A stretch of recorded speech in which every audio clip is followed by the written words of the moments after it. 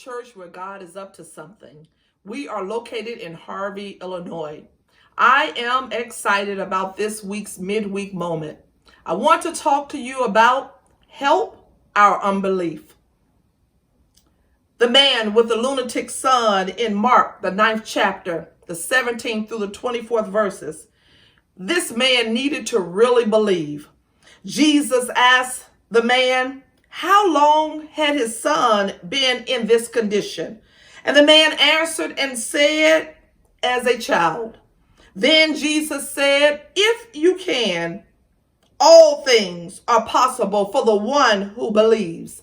The man said to Jesus, I believe, but help my unbelief. That is the statement we must make to Jesus in this season of COVID. Lord, I believe, but help my unbelief. This father in Mark has no name, just a concern for his son with a condition. I know that this was a hard choice for the father to bring his confused son to another man for help, because most men's DNA, they don't ask, they don't tell, and they don't seek help when they really need it or they desperately need someone to intervene. Can you see this father bringing his son to Jesus' disciples, and they start performing an exorcism on him and nothing changes? As a result, quickly, this man lost his faith in the healing of his son being completely healed. As the scribes or the haters of the day surrounded the father and the son and arguing with the disciples on their ability to heal, Jesus shows up. That man did not need for anyone else to know his business. I'm sure he was embarrassed, to say the least. Not only were they discussing this openly, but the Bible says that a great multitude surrounded them. See, right in the midst of what our haters are saying and doing, talking loudly and sharing all of our business, Jesus will show up. Immediately, when the multitude saw Jesus, they were surprised to see him, and they started running to him and greeting Jesus. See, people are only going to stay around and drum up drama in your life until there is a shift that takes place. In this case, Jesus was the shift that the man needed to take the attention off of him and refocus it on the one who had the healing power.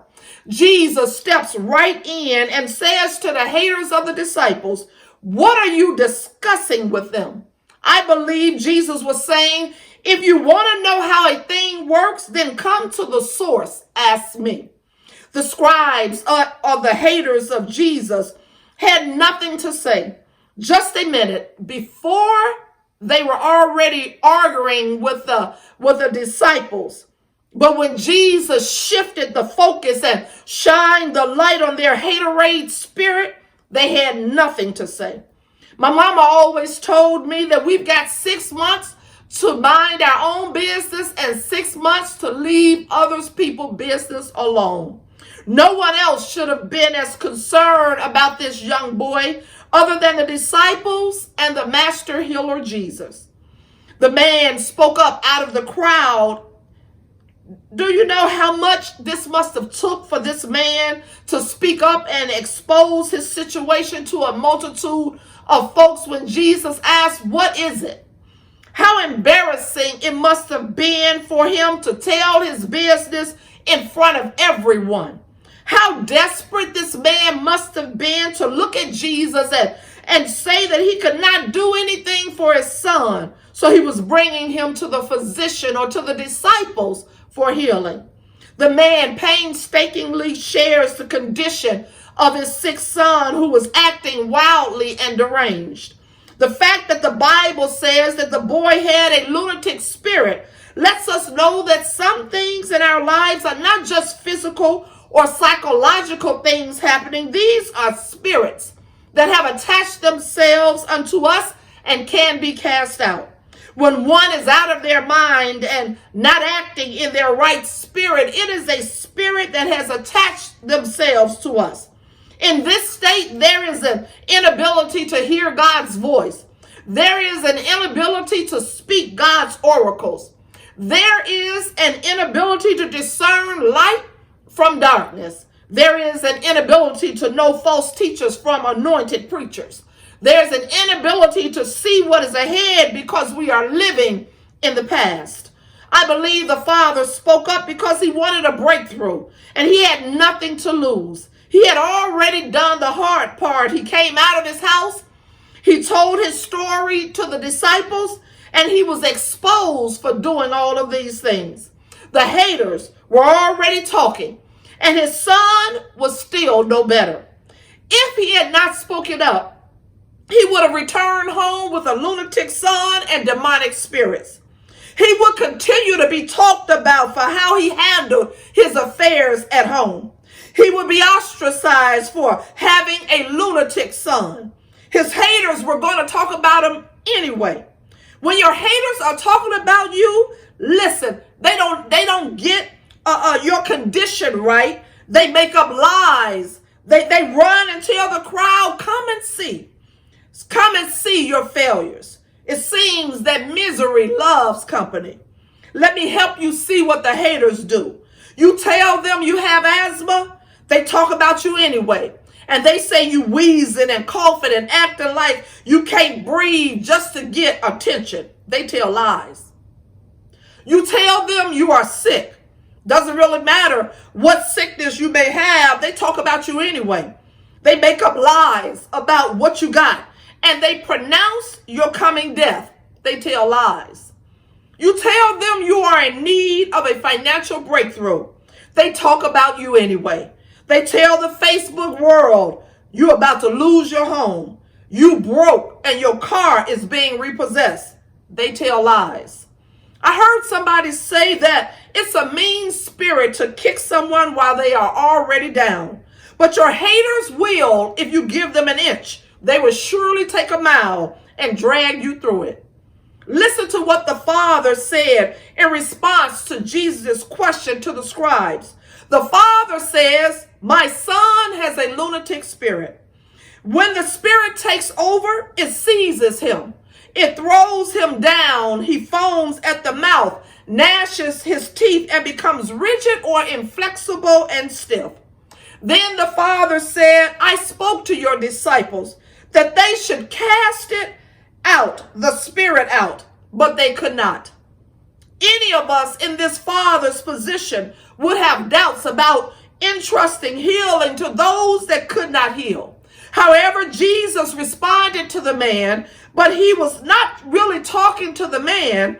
Jesus was talking to those that stood around about and to the disciples. And Jesus said, O faithless generation, how long shall I be with you? How long shall I bear with you?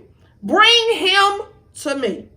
Let me tell you, it is nothing like bringing your problems to Jesus, because Jesus can handle them. Even the spirit recognized Jesus immediately and began to act wildly, doing everything that the Father described to Jesus. When the man explained to Jesus that his son had been in this condition since childhood, how he had acted violently, and the spirit had thrown his son into the fire and the water to destroy him, the Father was explaining the mental condition of his son. The Father that had nothing to lose and cast himself and his son onto Jesus. He said, if you can do anything, have compassion on us and help us. When things are dire in our lives, we must cast our cares on the one that cares. Sometimes we need to just say a simple phrase, have compassion on us and help us. Jesus said to the man, if you can believe, all things are possible to him who believes. Immediately it says that the father of the child cried out and said with tears, Lord, I believe, but help my unbelief. You can break the power of the enemy even over your life with simply believing that Jesus can do it. Whatever it is in our lives, Jesus can do it. Lord, I believe, but help my unbelief. Have a blessed week. Hi. We welcome you to come out and join with us at South Suburban Missionary Baptist Church First Virtual Revival. The worship will be held each night at 7 o'clock p.m. from September 15th through September 18th. You don't want to miss it.